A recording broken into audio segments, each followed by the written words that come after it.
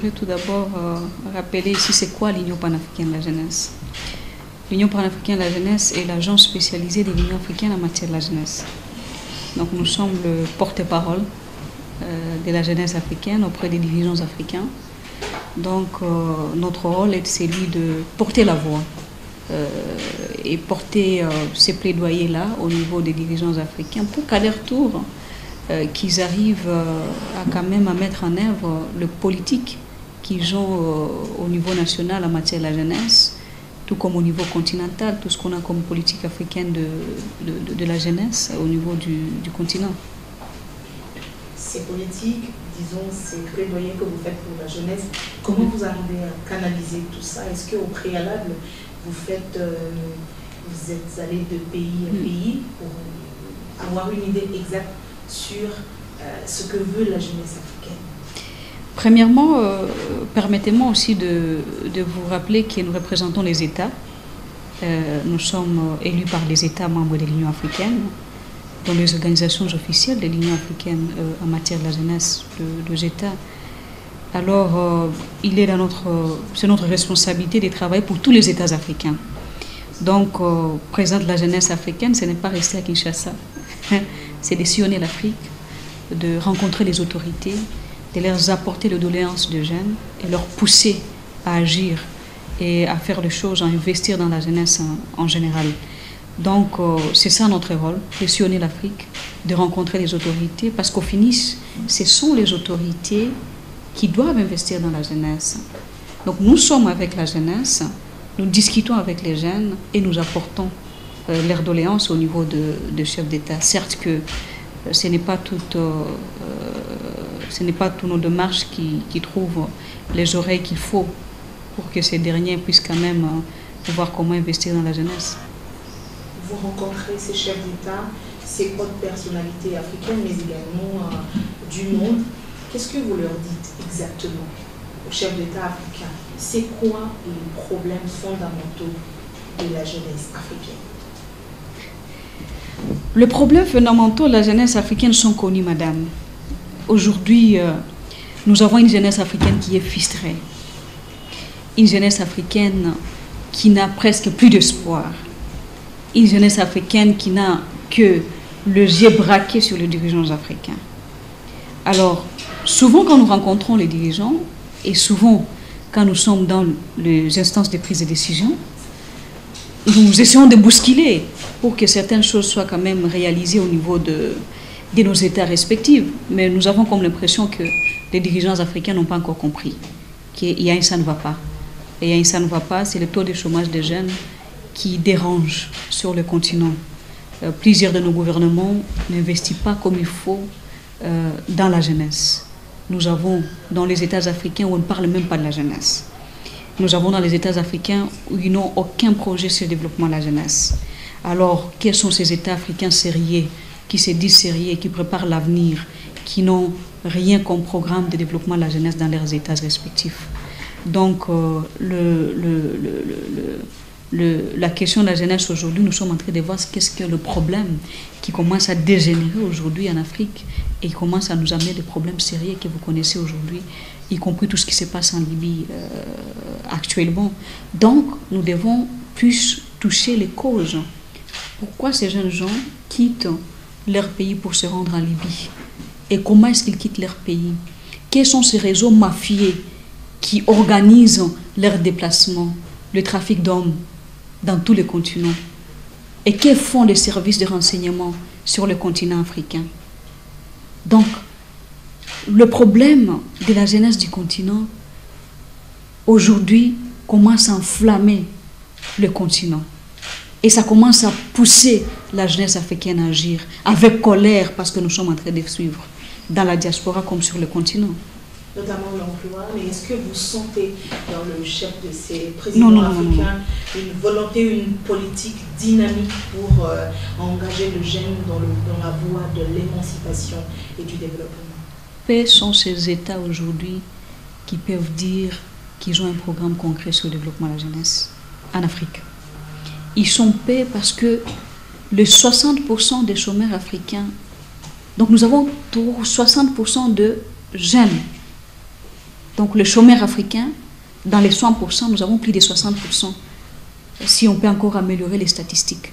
Je vous donne les statistiques récentes, mais aujourd'hui, ça peut même aller au-delà de ces 60%. Donc nous avons 60% et tous ces jeunes. Donc le taux de chômage représente déjà peut-être la volonté de ne pas vouloir investir dans la jeunesse dans les différents États. Dans ce cas-là, vous faites quoi? Vous insistez, mais comment?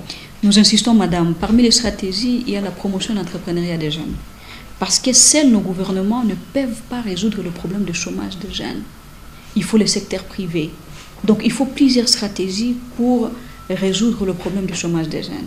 Si nous parlons de l'entrepreneuriat des jeunes, c'est pour cela que notre organisation, l'Union panafricaine de la jeunesse, depuis 2014, nous luttons pour qu'il y ait l'accès au financement de jeunes, pour que leurs projets soient financés au niveau du continent.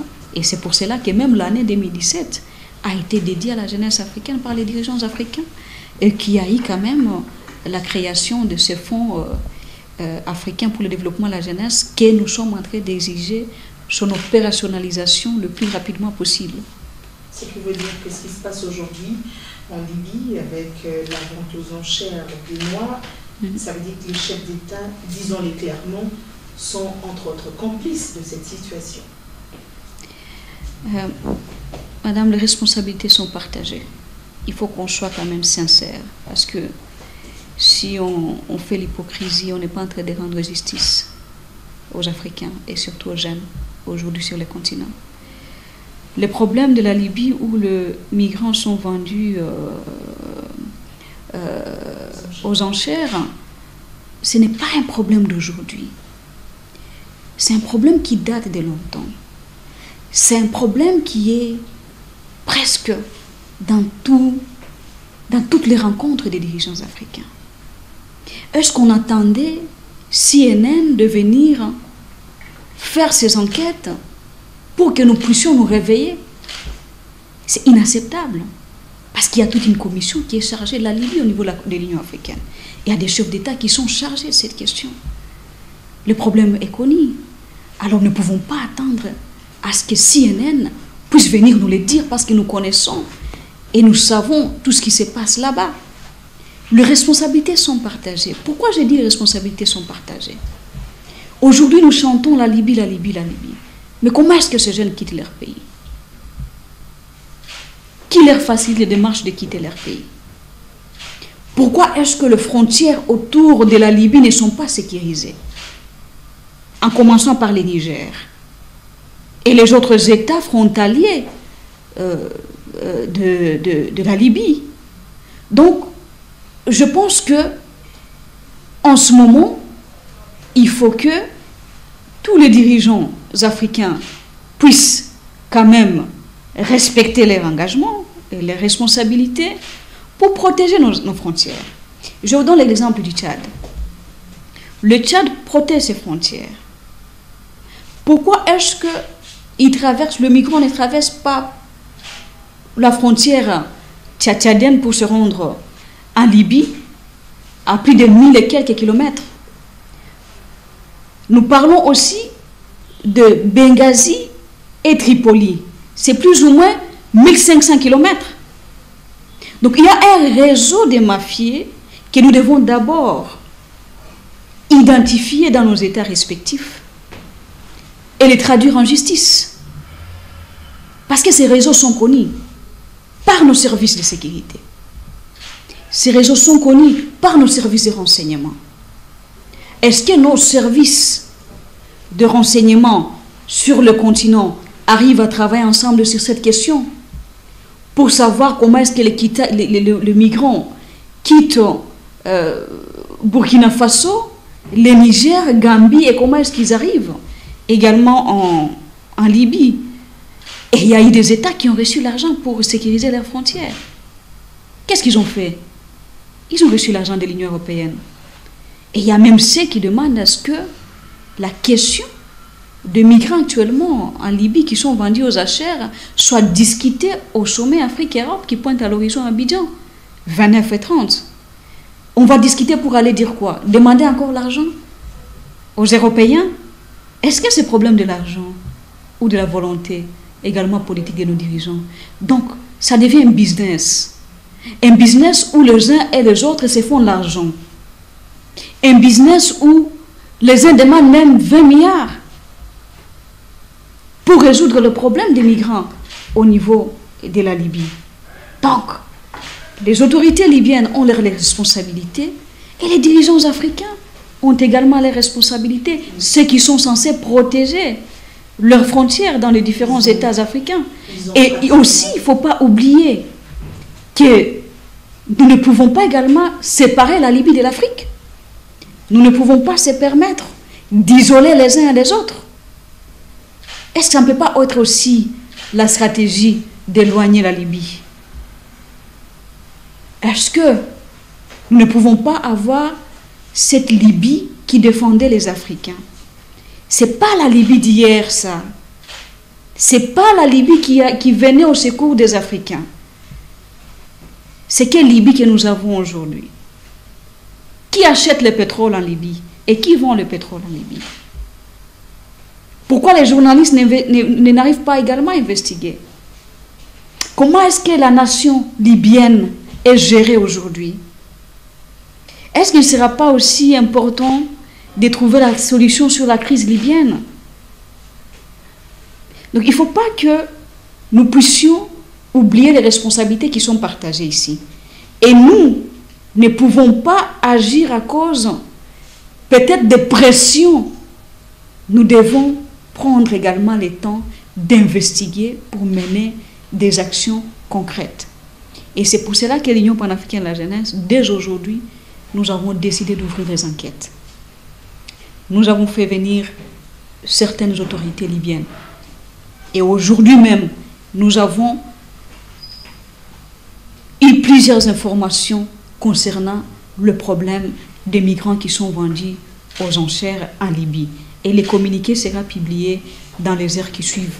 Parce que si on attend seulement l'Union africaine, je pense que nous ne pouvons pas croiser les bras en attendant que les grandes institutions puissent mener des enquêtes. L'enquête, finalement, que vous demandez au chef d'État, quand on sait que ces esclaves, ces migrants sont détenus dans des maisons privées, comment vous imaginez l'efficacité de cette enquête? Puisque ce n'est pas une maison officielle qui accueille les migrants et puis du coup, ils sont vendus, ce sont plutôt le trafic qui passe de privé à privé, de maison à maison. Comment arriver à concrétiser cette enquête que vous demandez au chef d'État africain? D'abord, la gestion de la Libye pose problème sur le plan sécuritaire. Nous avons presque plusieurs gouvernements aujourd'hui en Libye. Et cette question sécuritaire, d'abord, ne permet pas à ce que les enquêtes ou les actions à mener soient efficaces. Donc, premièrement, les autorités libyennes, surtout le Parlement, parce qu'ils sont eux qui engagent plus de responsabilités aujourd'hui de la nation. Nous devons poser la question aux autorités libyennes comment ils n'arrivent pas à identifier toutes ces maisons où les migrants sont cachés, où le trafic des hommes se passe. Comment est-ce que les autorités libyennes n'arrivent pas à identifier tous ces endroits? Donc la question est à poser également aux autorités libyennes, parce que ce n'est pas normal. Ils ont quand même l'armée. Ils ont les services de sécurité. Comment est-ce qu'un individu peut garder 1000 personnes ou 100 ou 200 personnes dans une maison, soit qu'il ne soit au courant? Comment les justifier? Donc, je pense que nous devons interpeller les autorités libyennes, bien évidemment, mais aussi les autorités africaines. Parce qu'aujourd'hui, tout le monde demande l'argent pour résoudre le problème des migrants en Libye. Vous avez G8, ou G7, ou G20. Tout le monde, on s'est réunis, on discute, on parle des migrants. Voilà, il y a ceux qui viennent, les lobbyistes et tout le monde qui viennent demander l'argent pour résoudre le problème des migrants en Libye. Donc ça devient vraiment un business autour de cette question, et ce n'est plus les hommes. C'est l'humanité. En fait, c'est inacceptable en XXIe siècle de voir tel genre de choses se passer. Nous, on a appris ça dans l'histoire de l'Afrique. Mais on est surpris de voir que ce sont les choses qui se répètent. Quand vous parlez des chefs d'État, des pays respectifs, commençons par la RDC, la charité bien ordonnée, puisque vous êtes, votre candidature représentait finalement la RDC à l'UPJ.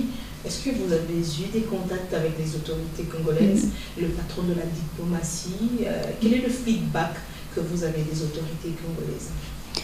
Avant de répondre à votre question, pour également compléter sur la question de la Libye, j'aimerais également vous informer que nous sommes en contact avec plusieurs autorités africaines, avec plusieurs chefs d'État africains, d'où il y a des Maliens qui viennent d'être rapatriés.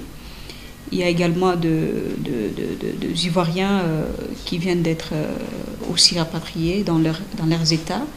Et nous sommes en train de travailler pour que chaque dirigeant africain puisse quand même prendre cette responsabilité de s'impliquer et de voir comment identifier les ressortissants afin de leur faire gagner le pays en bonne et due forme le plus rapidement possible, et en coopération bien évidemment avec les autorités libyennes. Donc nous sommes déjà contents de l'acte que le Mali vient de déposer, le président Ibeka, aussi le président Ouattara. Nous sommes en train de suivre les autres chefs d'État et voir ce qu'ils vont faire, surtout ceux qui ont plus de leurs ressortissants en Libye en ce moment. Alors, c'est sûr que la RDC ne peut pas aussi rester indifférente quant à cette question. C'est sûr que la diplomatie congolaise, bien évidemment, travaille aussi sur cette question, tout en sachant qu'aujourd'hui la RDC a aidé plusieurs de nos compatriotes qui étaient en Inde, qui sont en Liban et dans les autres pays, parce que ces problèmes ne touchent pas seulement, ne se passent pas seulement en Libye. Il y a plusieurs autres pays, en Koweït, en Liban, au Liban et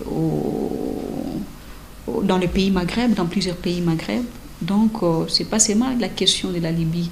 Et c'est juste la CNN qui a essayé de réveiller ce qui se passe en Libye, mais il y a pire qui se passe dans les autres États, surtout les jeunes filles traversent des moments très compliqués, là où elles sont gardées par ces trafiquants. Et je pense que nous devons tous, d'une manière ou d'une autre, tous les États doivent mener quelques démarches pour que leurs compatriotes, les ressortissants, puissent quand même être sauvés en ce qui concerne ces atrocités qu'on sort. Madame, moi je reviens sur la première réponse à la question de Rachel. Alors, vous parlez plus de l'emploi. La plupart des jeunes qui sont rendus aux enchères en Libye sont des jeunes africains à la chaise du championnat d'Europe. Une des raisons, manque d'emploi et tout, et vous avez parlé, et la plupart des gouvernements africains, chez l'État africain, n'arrivent pas à concrétiser des projets sur l'emploi de jeunes. Étant que président de l'Union panafricaine, quelles sont les démarches des gens pris pour les chefs d'État et c'est à quel niveau? Et des deux, vous comptez ouvrir des enquêtes sur ce qui s'est passé en Libye par rapport à ce qui CNN a fait comme reportage. Alors, ma question c'est de savoir, est-ce que votre organisation ou votre fonction vous permet de faire ce genre d'enquête ou vous allez vous confier à une organisation pour aboutir au moins à une réponse? En fait, nous avons cette possibilité de mener nos enquêtes parce que nous sommes une organisation indépendante.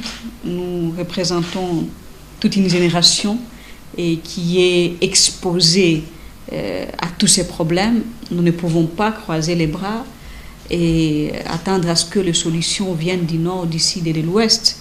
Nous devons également essayer de s'impliquer à tous les niveaux et savoir ce qui se passe, informer la jeunesse africaine. Parce que ce que le média de nos palais présidentiels nous apporte ne peut pas être exactement ce que la jeunesse africaine a besoin d'entendre et de suivre. Et nous sommes censés leur apporter toutes les vérités qu'il faut concernant la question des migrants qui sont vendus aux enchères.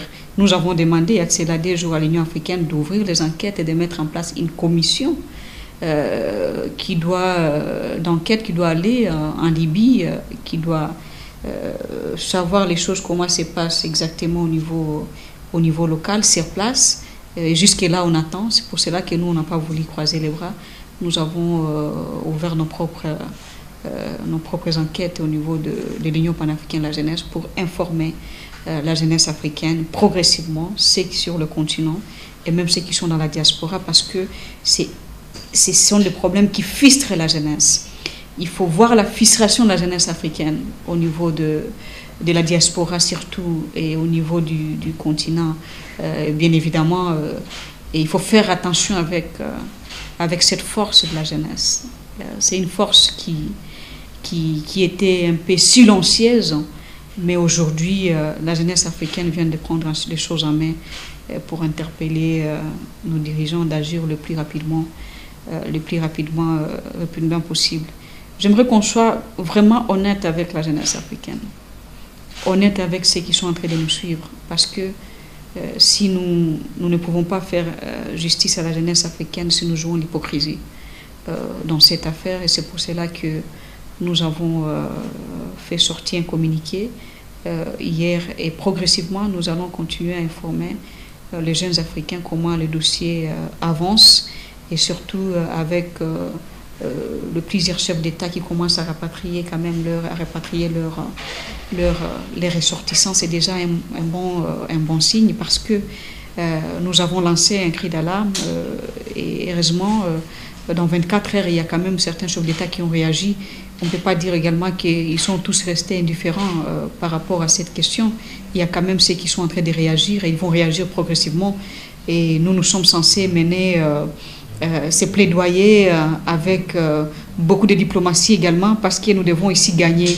Et gagner, c'est pas cela veut dire aller porter le bruit de frustration que nous avons, mais plutôt proposer des stratégies qu'il faut mettre en place pour trouver des solutions. Il ne faut pas tout simplement crier et parler et chanter, mais plutôt partir avec des stratégies. Nous, ce que nous voulons en ce moment, nous avons demandé à ce que tous les chefs d'État puissent rapatrier les ressortissants. Et à part ça, ceux qui auront des difficultés, par exemple, nous sommes en train de solliciter un fonds pour les aider. Par exemple, les jeunes qui n'auront pas le soutien, par exemple, des États. Il y a des États qui sont en difficulté en ce moment. Il y a les États qui ont un problème de la paix et de la sécurité. Il y a des États qui ne sont pas à mesure de mener tel genre d'action. Il n'y a pas la stabilité dans leurs États, dont ils ne peuvent pas être à mesure d'avoir l'argent de faire revenir leurs ressortissants. Il y a aussi ceux qui quittent leur pays. Ce n'est pas tous à cause de l'emploi et le chômage. Il y a aussi les questions liées à la paix et à la sécurité dans nos États, le problème de la stabilité. Donc on ne peut pas demander à un jeune qui a quitté la Somalie et à un jeune qui a quitté quelques coins de la République centrafricaine de rentrer, parce qu'ils ont quand même le droit de se réfugier et de trouver la protection partout dans le monde. Donc les cas, c'est différent. Il y a de ces jeunes qui auront besoin de ces soutiens-là pour voir comment les gérer différemment de ceux qui seront aidés par leurs États, par leurs chefs d'État, et ce sont ces jeunes qui auront besoin de ces fonds-là pour être quand même soutenus et appuyés en général. Parlons de cette enquête que vous demandez à la communauté des chefs d'État, disons l'Union africaine, pour plus de crédibilité de cette enquête. Est-ce que vous la voulez mixte, une enquête exclusive africaine, ou une enquête africaine avec quelques experts internationaux? En fait, il y a déjà quelques démarches qui ont été entamées par le président de l'Union africaine, son Excellence le professeur Alpha Condé, et le président de la Commission de l'Union africaine, le président Moussa Faki, et les autres dirigeants, bien évidemment, de l'Union africaine. Et néanmoins, ce que nous demandons, c'est d'accélérer le processus. Donc cela veut dire il faut qu'il y ait déjà quelques actions. On sait qu'ils sont en consultation, mais ces consultations ne doivent pas traîner. Il faut des consultations, vite fait, nous allons aux actions. Parce qu'au moment où nous sommes en consultation, il y a des milliers de jeunes Africains et des Africains qui sont en train de subir là-bas. Donc on parle ici de torture, esclavage. Et quand on parle de ça, c'est pas cela veut dire que ces gens sont en paix dans toutes ces maisons-là. Ils sont torturés, ils sont malmenés. Et si on parle des personnes qui sont torturées, qui sont malmenées, on ne parle pas d'attendre la décision qui doit attendre des consultations des dirigeants africains qui prendront 10 jours, 2 mois, 3 mois, 4 mois. Là, on parle des vies qu'on doit sauver. Et si on parle de vies qu'on doit sauver, il s'agit des urgences. Et quand on parle des urgences, il faut passer aux stratégies et aux actions urgentes pour trouver des solutions. Parce que là, on ne parle pas des personnes qui sont dans des maisons climatisées. On parle des personnes qui sont entassées quelque part, dans des maisons. Et maintenant, quand même, les trafiquants savent que toute l'Afrique parle de ça. Ils peuvent même amplifier ou faire des choses puisqu'ils les font au débit. Donc je pense que la seule chose que je peux demander aux dirigeants africains, c'est d'accélérer tout ce qu'ils ont comme stratégie pour venir en aide ces jeunes et ces migrants africains qui se trouvent en Libye en ce moment. Et que le sommet Afrique-Europe ne soit pas basé vraiment sur l'hypocrisie, que les choses se disent, que l'Europe n'ait pas peur de dire à l'Afrique ce qu'il doit dire à l'Afrique, et que l'Afrique n'ait pas peur de dire ce qu'il doit dire à l'Europe, qu'on puisse dire des vérités. Est-ce qu'au niveau de l'Union panafricaine de la jeunesse, vous avez par exemple un volet qui soutient les initiatives de la jeunesse africaine, de regrouper par exemple dans différents secteurs, les high-tech par exemple, ceux qui sont dans la technologie. Est-ce que vous avez finalement ce volet-là de soutenir les initiatives de la jeunesse africaine?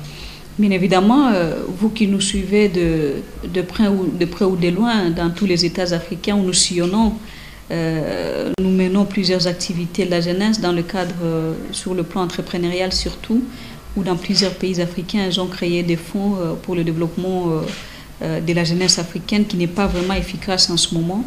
Et aussi, nous encourageons, nous renforçons la capacité des organisations également nationales de différents États africains. Et au même moment, nous poussons les États à le faire parce que notre rôle est celui de pousser les différents États à trouver des solutions aux problèmes que les jeunes traversent. Nous encourageons aussi toutes les activités des jeunes sur le terrain. Nous participons dans leurs activités. Nous essayons de défendre la liberté de la jeunesse, le droit de s'exprimer, le droit de participer dans la gouvernance et aussi le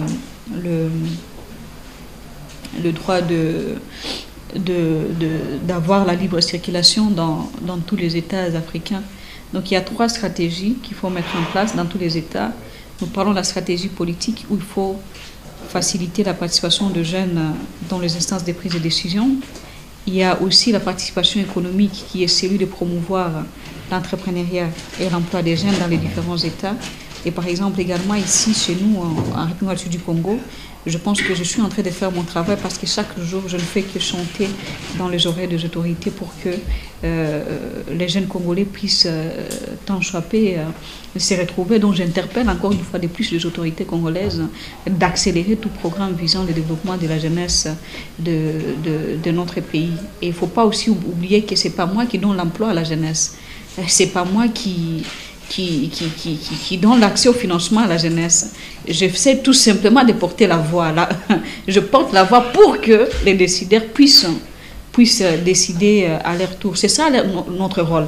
Parce qu'on a comme l'impression que plusieurs jeunes ne comprennent pas le rôle de l'Union panafricaine de la jeunesse.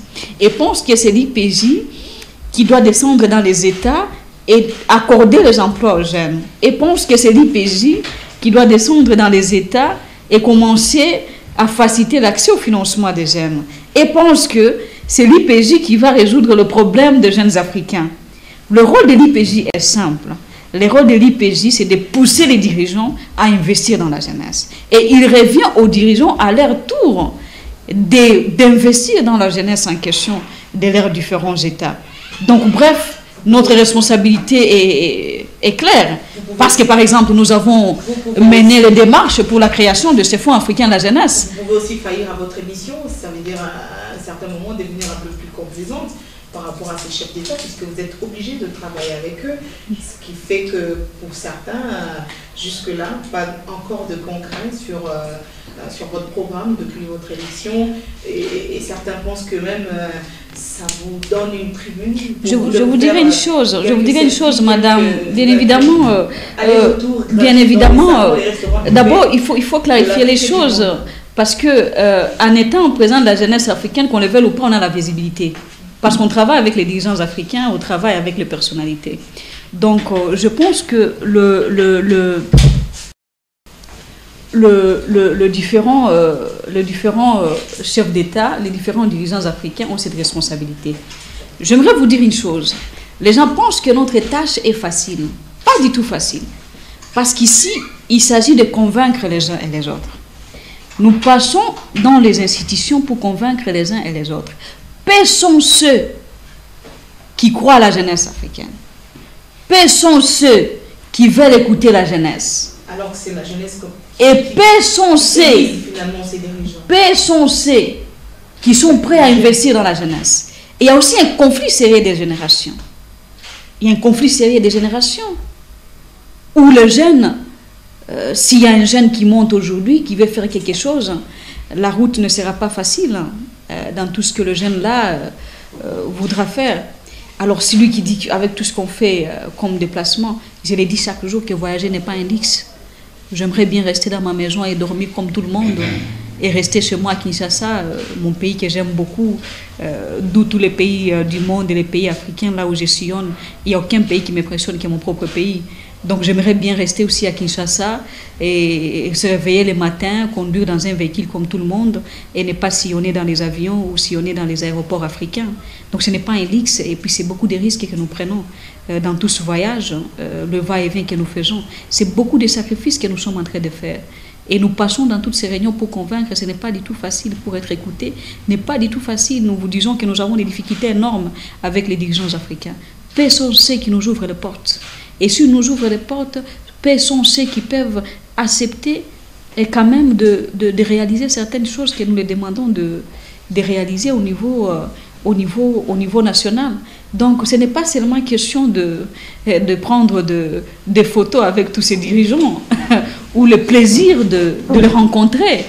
Donc dès notre travail directement nous donne cette possibilité de rencontrer les dirigeants africains. Parce que j'ai suivi ce qui était en train d'écrire et en train de dire que voilà, vous rencontrez tous ces dirigeants africains, ceci, cela. Et si on ne rencontre pas les dirigeants africains, madame, et qui va investir dans cette jeunesse? Qui décide? Si cette question peut vous revenir, qui décide alors? Qui va améliorer la vie de la jeunesse si nous ne rencontrons pas ces autorités? Alors si nous devons que croiser les bras et rester avec la jeunesse, qui va trouver la solution avec cette jeunesse? J'aimerais bien chaque jour être avec la jeunesse. Et chaque jour, nous sommes avec eux. Nous parlons, nous avons leurs doléances.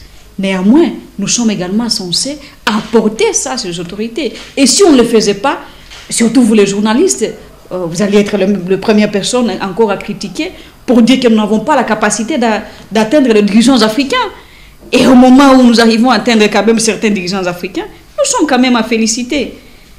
Et si nous devons être découragés pour ce que nous arrivons même à faire, à atteindre les dirigeants africains, je peux dire aussi que nous sommes déçus. Parce que cette jeunesse est également censée nous encourager, parce que nous devons rencontrer ces dirigeants africains. Et si on n'était pas à la hauteur de mener des lobbying diplomatiques pour qu'on soit reçu par ces autorités, mais c'est tout le monde qui allait également nous critiquer pour dire qu'ils ne sont pas à la hauteur. Et on n'arrive pas à faire le travail comme il le faut. Alors que nous arrivons à le faire, veuillez nous encourager.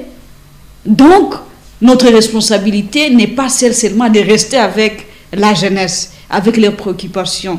Nos responsabilités sont celles également d'aller aux décideurs pour qu'à leur tour qu'ils puissent décider et qu'ils puissent améliorer la vie de la jeunesse de nos différents États. Donc ce n'est pas seulement question de photos ou question de voyages. Voyager n'est pas un luxe, ça fait 7 ans ou 9 ans que je voyage depuis que je suis à l'université sur la question de la jeunesse. Ce n'est pas aujourd'hui que j'ai commencé à lutter, à être activiste de la jeunesse dans le monde entier, mais c'est une chose qu'on a commencé depuis longtemps. Personne ne voudra être dans les avions pendant 7 ans, 8 ans. C'est parce qu'on on fait ce qu'on fait avec passion. C'est parce qu'on veut changer la vie des uns et des autres, de cette génération africaine. Sinon, on allait être découragé et ne pas faire ce qu'on pouvait faire. Et on n'a pas les soutiens qu'il faut. On n'a pas l'appui qu'il faut des États africains. On n'a pas l'accompagnement qu'il faut de nos dirigeants. Comment est-ce que nous allons mener tout ce qu'on a mené comme programme pour aider la jeunesse africaine si les États d'abord n'arrivent même pas à contribuer au niveau de l'Union panafricaine de la jeunesse, parce que nous sommes les élus des États membres de l'Union africaine et ils doivent contribuer à l'Union panafricaine de la jeunesse pour permettre à l'Union panafricaine de la jeunesse de faire correctement son travail. Et si le gouvernement congolais ne m'appuyait pas avec ses mandats de la République du Congo, alors la jeunesse africaine n'allait pas exister sur le continent. Et c'est parce que mon pays m'appuie, c'est pour cela que nous arrivons quand même à voir partout dans l'Afrique. Tout le monde parle aujourd'hui de la jeunesse. Qui parlait de la jeunesse aujourd'hui sur le continent? Qui parlait de la jeunesse au niveau de l'Union africaine, comme aujourd'hui tout le monde parlait de la jeunesse? Qui parlait d'un thème de l'Union africaine sur la jeunesse? Qui parlait des fonds africains pour le développement de la jeunesse? Qui parlait de l'investissement dans la jeunesse? Qui prenait la parole dans le sommet des chefs d'État avant pour plaider pour la jeunesse africaine? Qui se dirigeait aux Nations Unies, dont même l'Assemblée générale de l'ONU parlait de la jeunesse africaine? Qui pouvait le faire? Mais l'Union panafricaine de la jeunesse, depuis que nous sommes là en 2014, nous avons parlé plusieurs fois au niveau du Conseil, au niveau de l'Assemblée générale des Nations Unies. Et pour la première fois, la jeunesse africaine avait reçu la parole pendant ces activités au niveau des Nations Unies. Donc je ne peux pas aussi tolérer et accepter que nous sommes en train de rien faire. Ça, c'est méchant parce que il y a des jeunes Africains que je travaille avec qui n'arrivent même pas à fermer l'œil, qui travaillent 24 heures avec nous. Et il y a des semaines que nous quittons d'un pays à l'autre, dans les avions, ça fait des semaines que nous ne passons pas 2 jours dans nos États. Et quand on parle de l'IPJ, on ne voit pas seulement Francine Muyumba, on voit le comité exécutif qui a plusieurs nationaux à son sein. Donc tous ces jeunes sont en train de travailler aujourd'hui. Donc bref, madame, je vous dirais que c'est facile de critiquer. Et nous, étant que leaders, nous devons accepter et encaisser parce que les critiques ne manquent pas. Et aussi, nous devons être critiqués pour qu'on améliore. Néanmoins, il ne faut pas aussi que nous ne soyons pas objectifs dans nos critiques. Il faut aussi que dans nos critiques, nous ayons un peu d'objectivité, sans pour autant politiser nos critiques, sans pour autant faire habiller les gens les choses qui n'existaient pas. Nous devons faire attention parce qu'on ne sait pas qui dit quoi et qu'est-ce qui l'a poussé à les dire, avec quelle idée politique autour de ce qu'il donne comme commentaire et comme critique. Donc en leadership, il faut encaisser. Vous êtes une poubelle. Tout ce qu'on dit, vous encaissez, mais vous améliorez votre travail. Et c'est l'essentiel. Madame Jacques Amboka pour Afrique 24, vous avez souligné tout à l'heure que la situation en Libye n'est pas une situation méconnue par les autorités africaines. Mais quand un reportage sur une télévision américaine révèle et que ça fait un boom, c'est comme si c'est ces reportages justement qui réveillent un peu l'opinion nationale et internationale.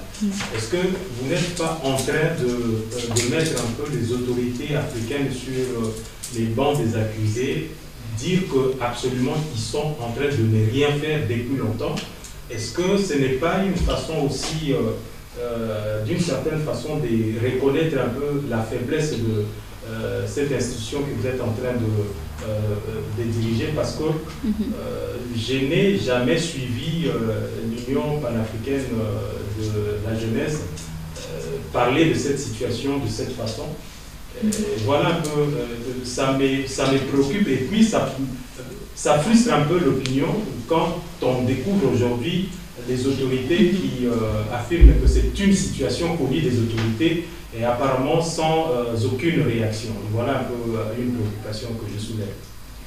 Merci Africa 24 d'abord d'être venu et de nous accorder cette opportunité de faire passer une fois de plus la voix de la jeunesse africaine à travers votre chaîne télévision. C'est pas aujourd'hui que l'Union panafricaine de la jeunesse a commencé à parler des questions migratoires. Si vous voyez dans les thèmes de l'Union africaine 2017 qui est consacré à la jeunesse, vous trouverez plusieurs propositions dans la feuille de route qui regorgent quand même quelques stratégies proposées par l'Union panafricaine de la jeunesse, eux, les jeunes africains. Comment nous sommes arrivés au thème de l'année 2017 de l'Union africaine? Les jeunes africains étaient consultés. L'Union panafricaine de la jeunesse était consultée. Et l'Union panafricaine de la jeunesse avait participé à la composition de la feuille de route de l'Union africaine, du thème de l'Union africaine 2017. Dans cette feuille de route de ce thème, il y a 5 stratégies qui parlent de la création d'emplois des jeunes sur le continent. Et cette feuille de route a été mise en place pour guider les États respectifs de l'Union africaine, pour les orienter comment créer les emplois, comment réduire le taux de chômage des jeunes. Deuxièmement, cette feuille de route du thème de l'année 2017 de l'Union africaine en ce qui concerne la jeunesse, ça parle de l'entrepreneuriat des jeunes. L'UPJ, l'Union panafricaine de la jeunesse que nous dirigeons, consulté, le Conseil national des jeunesses à travers le continent, consulté, nous avons proposé à l'Union africaine, aux dirigeants africains, comment promouvoir l'entrepreneuriat chez les jeunes, dont l'accès au financement est incontournable. Qui parle d'entrepreneuriat parle de l'accès au financement, parce que les jeunes ont des projets, mais ces projets seront financés comment? Donc il faut mettre des moyens en place ou l'appui financier pour leur permettre d'exploiter leurs projets au niveau des États. Je vous donne l'exemple de France, du sommet France-Afrique qui venait se dérouler à Bamako. Le chef de l'État, l'ancien chef d'État, le chef de l'État français, François Hollande, et le chef d'État africain, ils avaient identifié quelques projets de jeunes africains et français qui étaient financés direct dans les sommets France-Afrique. Et ce sont des actions palpables et concrètes que doivent mener les dirigeants africains. On ne parle pas de la jeunesse sans pour autant poser des actes concrets. Toute l'année de la jeunesse, l'Union africaine, il y a eu des discours. Chaque chef d'État est venu, il a parlé de la jeunesse de son pays. Qu'est-ce qu'ils sont en train de faire, ce qu'ils sont en train de faire, qu'est-ce qu'ils ont déjà fait, ce qu'ils sont en train de faire et ce qu'ils vont faire. Et toute l'année est passée. Quelles sont les actions concrètes que les chefs d'État ont posées? Créer les fonds de la jeunesse, bien sûr. Mais janvier qui va assurer, le sommet de janvier de l'Union africaine qui va assurer l'opérationnalisation de ces fonds. Mais nous recommandons à ce que les dirigeants africains puissent quand même sélectionner certains projets des jeunes africains qui peuvent être financés par les chefs d'État directement dans les sommets des chefs d'État, qu'ils puissent être à mesure quand même de sélectionner même 200 start-up, 500 start-up des jeunes africains sur le continent et amener ces jeunes gens au niveau de l'Union africaine pendant les sommets des chefs d'État et financer tous ces jeunes gens. Alors nous dirons que nous sommes en train de parler de la jeunesse. Et si nous continuerons à parler de la jeunesse sans pour autant poser des actes qu'il faut, nous sommes désolés. Et ça nous décourage, nous qui menons ces plaidoyers, au niveau du continent, au niveau des dirigeants africains. Donc, il ne faut pas que la jeunesse africaine puisse penser là dehors que nous sommes là, nous croisons les bras. Nous travaillons jour et nuit et nous poussons les dirigeants africains. Pour qu'on puisse même avoir la parole au niveau du sommet des chefs d'État. Ce sont des démarches énormes que nous menons. Ce n'est pas si facile que vous pouvez le croire. Donc, il y a beaucoup de choses que nous sommes en train de faire. Mais nous pouvons faire mieux si nous sommes soutenus, si nous sommes appuyés. Et nous recommandons chaque jour que nous quittons nos traditions. J'ai déjà dit à l'Union africaine, je ne serai plus présente dans des manifestations et qui s'organisent pour la jeunesse africaine sans des actions palpables pour cette jeunesse.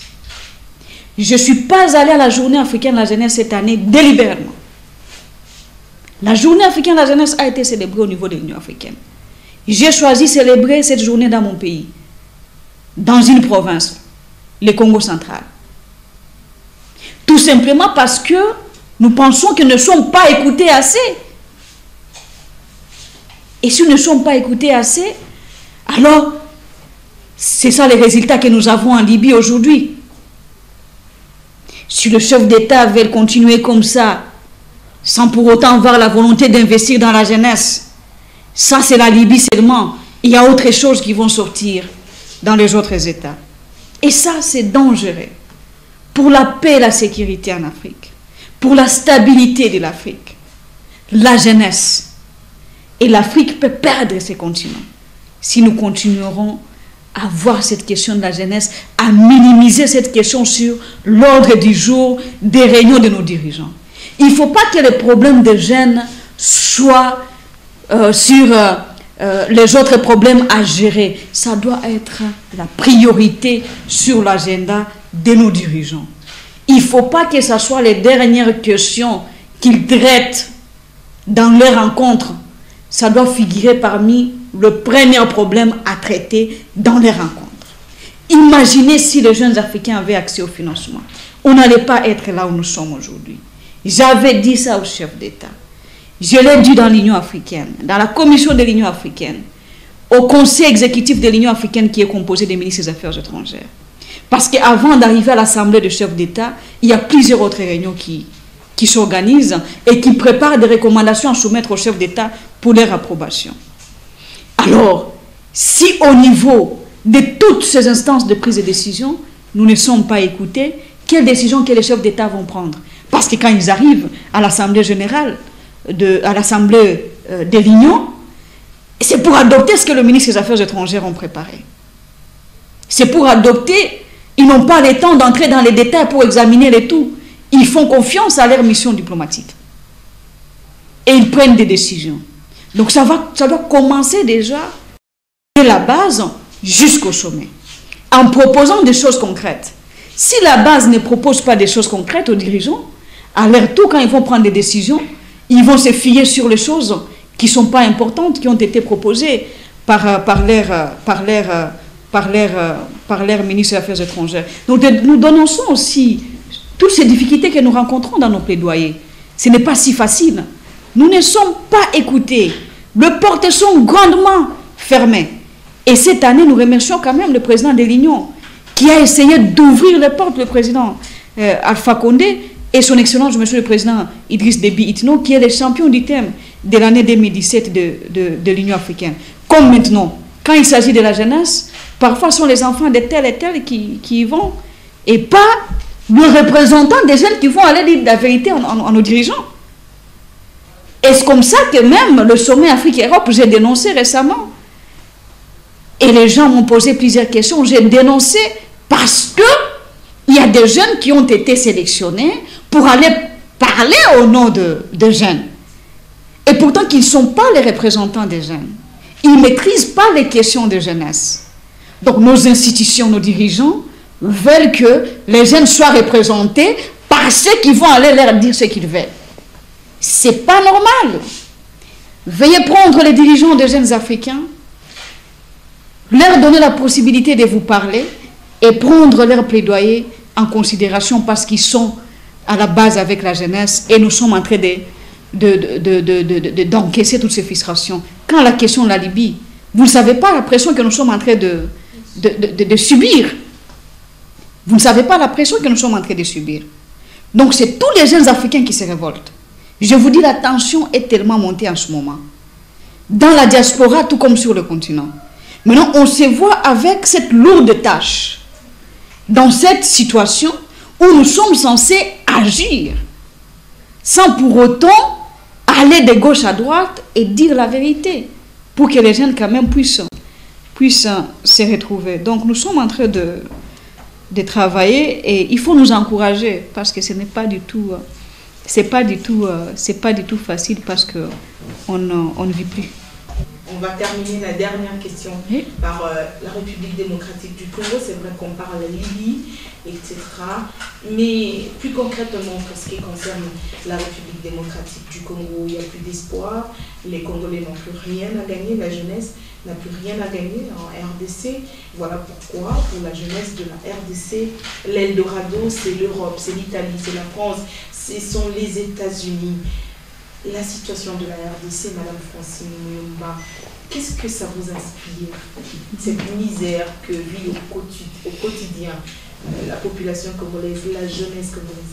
N'est-ce pas ça aussi une sorte d'esclavagisme? Comme partout en Afrique, je peux dire aussi que la jeunesse congolaise est également aussi frustrée. Je proposais 3 choses aux autorités congolaises. La première est celle de mettre en place l'accès au financement par les jeunes Congolais.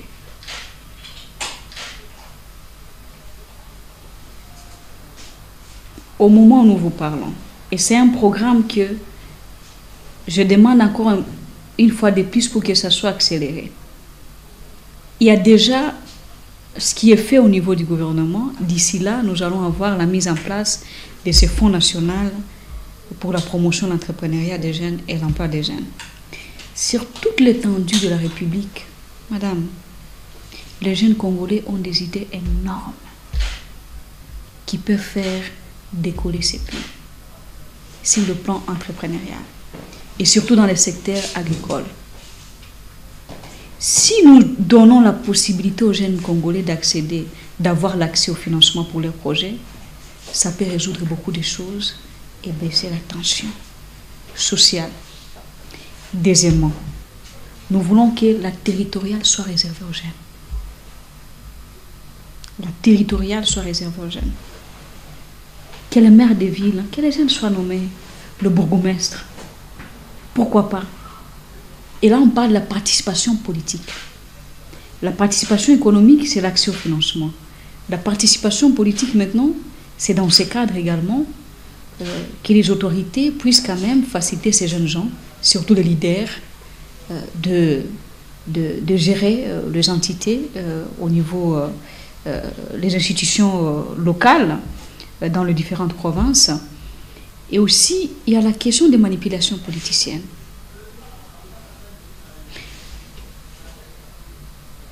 Comme les jeunes ne se retrouvent pas comme il le faut, ils sont exposés à tout et sauf à rien.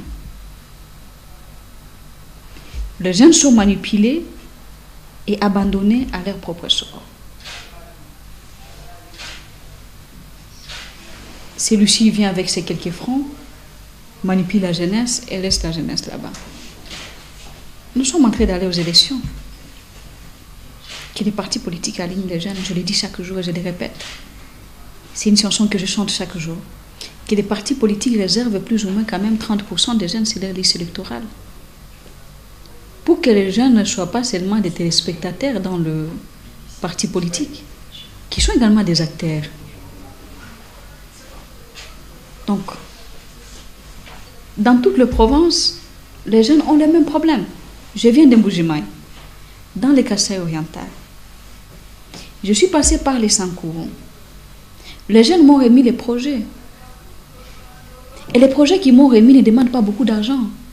Il nous faut juste la volonté. Donc, il faut que nous puissions quitter dans nos liturgies et passer quand même à quelques actions qui peuvent avoir l'impact sur le terrain. Il faut mettre par exemple une agence spécialisée en place en matière de la jeunesse qui doit focaliser sur le développement de la jeunesse congolaise. Parce que quand nous avons le gouvernement, tel est nommé, demain il part, après lui il y aura une autre personne. Donc il n'y a personne qui peut avoir un programme à long terme pour le développement de la jeunesse de ce pays. Quand nous avons une agence spécialisée en matière de la jeunesse, nous avons la mise en place d'un fonds national pour la promotion de l'entrepreneuriat et l'emploi des jeunes. Là, je pense que nous pouvons faire avancer plusieurs choses. Je suis entourée que par les chômeurs. Tous ces jeunes que je vois chaque jour. Et ça me fait mal. Parce que parfois, nous sommes censés résoudre quelques cas sociaux.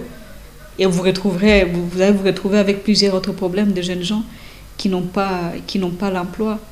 Il y a aussi des phénomènes qu'il faut bannir, les antivalaires. Quand il s'agit des opportunités, nous courons d'abord à nos familles et à nos villages pour leur peut-être octroyer l'emploi qu'on pouvait octroyer aux jeunes, aux personnes compétentes. Nous avons aussi la fonction publique aujourd'hui qui est en train d'être le rajeunissement de la fonction publique. C'est aussi une chose aussi que nous avons lutté pendant longtemps pour que l'administration de l'État soit réformée et que ça soit qu'il y ait quand même le rajeunissement au niveau de cette administration. Ce n'est plus des historiettes parce que avec le ministre de la fonction publique, nous sommes dans ces démarches de plus rapidement possible passer au concours des jeunes qui seront sélectionnés sans favoritisme ni clientélisme et voire même népotisme dans la sélection, mais plutôt des jeunes qui méritent. Ça n'a pas de couleur. La fonction publique, ça appartient à tous les filles et fils de ces pays. Donc, il y a ces 3-4 stratégies. La fonction publique accélère le programme de rajeunissement de l'administration de l'État, où nos pères, nos parents sont envoyés à la retraite, qui laissent la place à la jeunesse, et qu'après ces concours, que ces jeunes puissent également commencer le travail directement, sans pour autant prendre beaucoup de temps. Et à part la fonction publique, nous parlons de la territoriale, que les jeunes doivent également avoir que les pays peuvent avoir comme stratégie de faire participer les jeunes dans la gouvernance, et que le gouvernement accélère aussi le fonds national pour la promotion de l'entrepreneuriat et de l'emploi des jeunes, parce que c'est depuis 2016 que le chef de l'État avait parlé de ça dans son discours. Et nous pensons que ça traîne beaucoup. Ça traîne beaucoup et nous ne faisons pas justice à la jeunesse congolaise. Et ça, je l'ai dit sans pour autant flatter qui que ce soit, sans pour autant flatter ce qui nous suivent, et plutôt interpeller et aussi lancer cet appel au gouvernement congolais d'accélérer la mise en place de ces fonds au niveau national, parce que les jeunes sont impatients, ils ont déjà des projets, ils attendent. Nous avons aussi le programme PR50 du président de la République que vous connaissez. Et le PR50, en ce moment, il y a plus ou moins 1000 projets de jeunes qui ont été réceptionnés dans les sites de PR50, dont 100 projets viennent d'être sélectionnés par les experts nationaux et internationaux. Et les 100 projets vont passer au concours pour que les meilleurs soient financés. Donc ça sera le projet pilote pour le grand maintenant fonds de la promotion de l'entrepreneuriat et l'emploi des jeunes au niveau du pays. Il ne faut pas que ça puisse prendre des ans pour que ça se réalise quand même. C'est pas du tout intéressant de voir que notre gouvernement n'est pas très sensible sur la question de la jeunesse, ni l'investissement dans la jeunesse, mais nous remercions quand même ces derniers temps la volonté des autorités d'accélérer toutes ces questions relatives au développement de la jeunesse au niveau du pays. Et aussi, il faut ratifier la Charte africaine de la jeunesse. Ce n'est pas normal pour nous d'être parmi les peu des pays qui n'ont pas encore ratifié la Charte africaine de la jeunesse. Et je remercie le gouvernement parce que dans le conseil des ministres précédents, le gouvernement venait de décider sur la charte. Je pense que c'est en route vers le Parlement. Cela traduit également la reconnaissance de la RDC à ce qui concerne les droits de la jeunesse congolaise, parce que la Charte africaine de la jeunesse contient le politique qui oriente le politique et le développement de la jeunesse dans les différents États, dont nous devons ratifier cette charte le plus rapidement possible. Et ça nous met mal à l'aise de voir que nous sommes à la tête de l'Afrique sans pour autant ratifier cette charte. Donc nous sommes en train de pousser et je suis contente de voir qu'au niveau du gouvernement, il y a déjà une décision qui a été prise. Et là, le gouvernement est en train d'encheminer la charte en question au Parlement pour que ça soit ratifié. Et aussi au Parlement de ne pas adopter un budget de l'État qui n'a pas quelques ressources ou subventions sur l'investissement dans la jeunesse. Je ne vois pas pourquoi nos députés ne sont pas également sensibles à cette question de développement de la jeunesse congolaise, parce que je vois que peu d'eux qui en parlent. J'aimerais aussi demander aux élus de nous appuyer dans ce qu'on est en train de mener comme plaidoyer, de parler à la jeunesse congolaise, de mener quelques démarches pour que le gouvernement puisse également investir dans la jeunesse, que les budgets 2018 ne passent pas sans pour autant avoir quand même des programmes concrets sur l'investissement dans la jeunesse. Donc ce sont des choses que nous demandons au gouvernement de la RDC. Et je lance un appel à la jeunesse congolaise de faire très attention aux manipulations politiciennes, peu importe de tous les coins, donc que ce soit de la majorité tout comme de l'opposition, parce que quand nous représentons les jeunes, nous n'avons pas de couleur. Nous sommes censés parler au nom de tous ces jeunes-là, dont il faut donner plus de liberté d'expression à la jeunesse congolaise, et que le jeune ne soit pas utilisé, surtout les enfants. Ça fait mal de voir que les enfants sont utilisés dans des manifestations et que ça crée beaucoup de polémiques, que les enfants sont arrêtés par-ci par-là. Donc jusque-là, je pense qu'il revient également aux organisateurs des manifestations de protéger les enfants, parce que les enfants ont leurs droits. Les enfants ont leurs droits et ils ont le droit d'être protégés. Ils n'ont pas le droit d'être... ils ne peuvent pas être exposés. Parce que je ne vois personne de ces politiciens, que ce soit dans la majorité tout comme de l'opposition, qui peuvent mettre leurs enfants de 14 ans, de 15 ans devant pour aller manifester, ou leurs enfants de 12 ans, 13 ans. C'est inacceptable et condamnable. Et ce ne sont pas des choses que nous encourageons. Néanmoins, nous interpellons tous les deux camps de faire un peu une politique qui n'est pas celle d'exposer le plus jeune, parce que leur avenir en dépend. Si on se bat pour éliminer les phénomènes enfants-soldats, c'est aussi la même chose à ce que ces enfants qui sont en train d'être exposés dans les manifestations, c'est aussi à condamner. Il faut aussi condamner ceux qui... C'est aussi condamnable les actes posés par la police, par exemple. Bien évidemment, moi je ne peux pas dire que j'encourage ce que la police peut faire, qui est à l'encontre des droits humains, qui est à l'encontre de droits également congolais. Mais néanmoins, il faut aussi savoir que la police a la responsabilité de jouer aussi son rôle, et la justice a également la responsabilité de jouer son rôle au niveau du pays. Et aussi, ça peut être le rôle de protéger tous ces enfants dans des manifestations, soit question de les interpeller et après les relâcher, ou ne pas les incarcérer, ou torturer ceux qui manifestent, parce que c'est un droit constitutionnel, c'est un droit humain qu'il faut à tout prix respecter en RDC comme dans toute l'Afrique.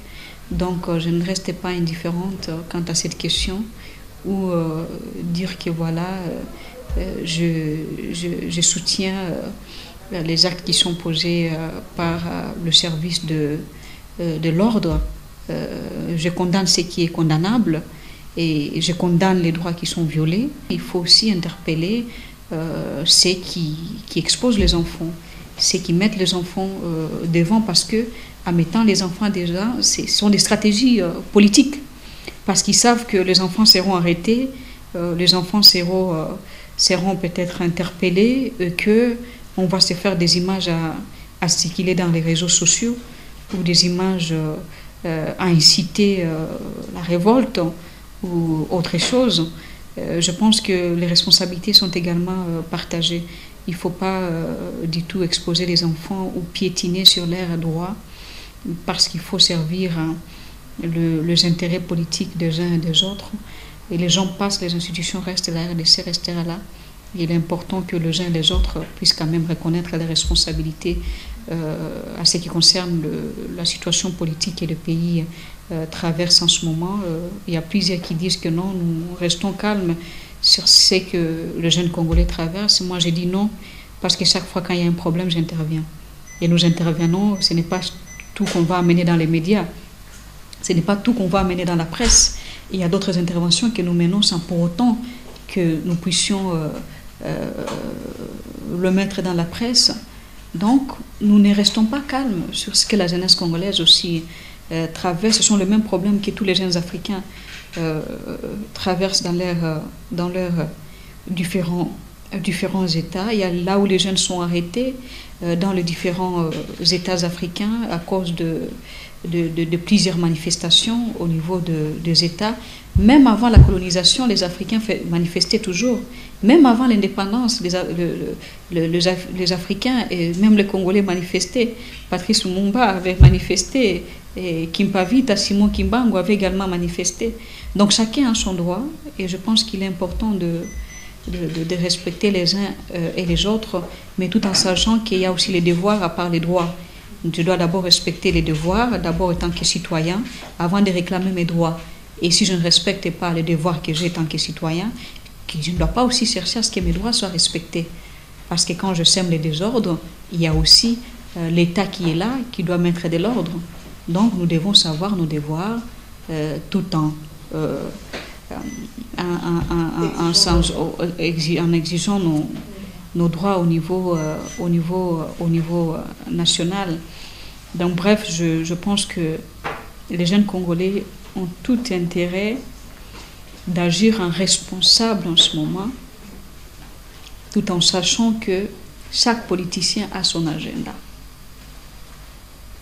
Et chaque politicien sait ce qu'il vise. Néanmoins, nous devons le faire en respectant quand même toute une génération qui doit aller de l'avant. La jeunesse congolaise en soi n'est pas une jeunesse violente, n'est pas une jeunesse qui est... J'apprécie beaucoup la jeunesse congolaise parce que c'est une jeunesse consciente. Une jeunesse consciente parce que quand on discute avec les jeunes Congolais, on voit ce qu'on ne voit pas dans les autres pays africains. C'est une jeunesse qui aime la paix. Et en ayant une jeunesse qui aime la paix, néanmoins, nous devons trouver des solutions aux problèmes des jeunes pour qu'ils ne puissent pas être cette jeunesse qui est exposée aux violences ou d'autres choses qui déstabilisent le pays. Donc, je pense que c'est ce que j'ai à dire concernant le plan national. On ne peut pas parler chaque jour, désolé, parce que nous avons bien choisi de faire plus de travail et vulgariser notre travail au lieu de sortir tout le temps et parler aux médias sans qu'il y ait quelque chose de concret. La pression sera toujours là. Nous sommes des leaders et en leadership, nous sommes censés encaisser les tout, les attaques, les insultes et parfois même des choses qu'on fabrique, qu'on boutique, de tout qui peut être comme stratégie. Tu ne sais pas qui a dit quoi et qu'est-ce qui l'a poussé à le dire. Par exemple, parfois, on n'aime pas la personne parce qu'on n'aime pas seulement sa tête, sans pour autant savoir ce que la personne l'a fait. Donc, il ne faut pas aussi qu'il y ait la haine. On doit faire très attention. Dieu sait quand il investit quelque chose dans quelqu'un, quand il veut. Donc, c'est son temps. Ne cherchez pas aussi à étouffer l'étoile. Chacun a sa grâce sur terre. Et Dieu sait quoi il a placé dans qui. Et quand il veut placer ça dans quelqu'un, il n'a pas besoin de l'autorisation de qui que ce soit. Il le fera et il le fera à son temps. Vous allez parler, vous allez monter, vous allez descendre. Mais si Dieu a déjà décidé pour que cette personne puisse faire ça, il le fera sans pour autant être bousculé de par-ci et de par-là. Donc, en tant que leader, il ne faut pas que les critiques puissent nous décourager. Il ne faut pas que les commentaires qu'on lit partout sur nous puissent nous décourager. Mais plutôt, en tant que leader, tu vois les critiques. Ce qui est important, tu prends. Ce qui n'est pas important, tu laisses. Parce qu'il y a d'autres critiques qui t'aident à améliorer. Et quand ça t'aide à t'améliorer, il faut prendre ça positivement. Il ne faut pas prendre ça parfois négativement. Et j'ai les amis, les collaborateurs qui s'enflamment, et quand ils voient de critiques, de publications dans les réseaux sociaux, dans les médias, moi j'ai dit, attends, qu'est-ce qu'il y a? Pourquoi ils ont dit ça? Alors, est-ce qu'on peut exploiter ça pour faire tel travail? Moi, je vois l'aspect positif dans tout ce qu'on fait comme critique. Et en leadership, c'est ce que nous devons avoir. Parce que les gens expriment leur frustration. Ce n'est pas chaque jour que les gens me voient. Mais néanmoins, à travers le média, les gens peuvent exprimer leur frustration sur le travail qu'on fait et le travail qu'on ne fait pas correctement. Et ne sont pas parfaites également. Nous sommes des êtres humains. Il y a des choses qu'on arrive à faire correctement. Il y a des choses qui nous échappent. Et dans 3 ans, on ne peut pas tout résoudre. On ne peut pas résoudre tous les problèmes des jeunes Africains. Néanmoins, on peut faire ce qu'on peut, parce qu'on ne peut pas résoudre les tout. Les problèmes sont énormes. Néanmoins, on essaie d'apporter notre pierre à l'édifice ou essayer de faire ce que nous pouvons faire, contribuer, si on peut le dire. Nous apportons notre contribution. Si on ne peut pas dire si on veut pas dire qu'on va tout résoudre en globalité. Donc, madame, nous apprécions les critiques qui viennent de par-ci par-là, qui nous aident également à améliorer notre travail.